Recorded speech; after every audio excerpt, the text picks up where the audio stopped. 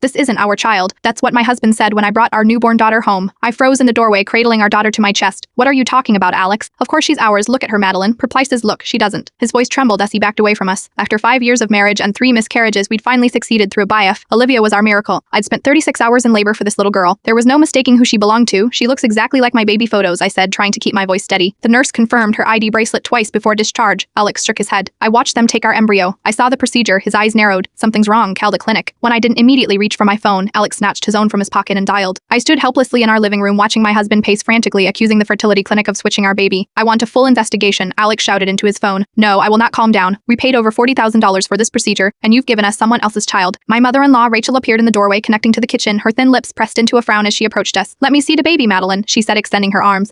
I hesitated. The coldness in her eyes made my arms tighten protectively around Olivia. Rachel ignored me, pulling back the blanket to examine Olivia's face. Foy. I see what Alex means. She doesn't look like either of you. She's a newborn, I protested. They all look similar right after birth. Alex ended his call and glared at me. They're sending someone to take DNA samples tomorrow. Until then, I want you to keep it. In the nursery, my voice cracked. She's our daughter, Alex. Her name is Olivia. We don't know that, Rachel said, resting her hand on Alex's shoulder. Better to be cautious than attached to another couple's child. I looked between them, my husband and his mother standing unified against me and our baby. The joy I'd felt leaving the hospital evaporated, replaced by a sick dread in my stomach. This is insane, I said. You both saw me pregnant for 9 months. You were in a delivery room, Alex. IVF mix-ups happen all the time, Rachel said. I read about a case in California where a woman gave birth to twins that weren't genetically hers. I carried Olivia to the nursery we'd spent months preparing. The pale yellow walls and cloud-painted ceiling now felt like a mockery. I placed her in the crib, watching her sleep peacefully, unaware that her father had already rejected her. When I returned to the living room, Alex was on another call. I need an independent DNA test. Yes, tomorrow is fine. He glanced up at me, and I need separate samples from both parents. Both parents, I repeated after he hung up. You think I cheated? Alex didn't answer directly. We need to be thorough. How could you possibly think that? My voice rose. I've been by your side through everything, every treatment, every disappointment. I would never. Then you have nothing to worry about, Rachel interrupted. The test will prove you right. That night, Alex slept in the guest room. I lay awake in our bed listening to Olivia's soft breathing through the baby monitor. Every few hours I'd check on her, afraid that one of them might take her away while I slept. Morning came with Rachel already in the kitchen, preparing coffee as if this were her home. She'd insisted on staying to help with the transition, though all she'd done was feed Alex's paranoia. I think it's best if I move in temporarily, she announced. Alex needs support right now, and a new mother shouldn't be alone in this situation. Before I could object, Alex appeared. Mom's right, we'll need help until this is sorted out. The DNA technician arrived at 10. The process was quick swabs from inside our cheeks and a tiny sample from Olivia, who wailed at the intrusion. Alex wouldn't hold her to comfort her. He stood at a distance, watching with suspicious eyes. Results in 3 days, the technician said as he left. 3 days of living under a cloud of suspicion. 3 days of Rachel organizing my pantry, rearranging my furniture, and speaking about Olivia as the baby rather than by her name. 3 days of Alex working late, avoiding coming home to face what he'd labeled a mistake. On the second night, I caught Rachel in our bedroom going through my drawers. What are you doing? I demanded.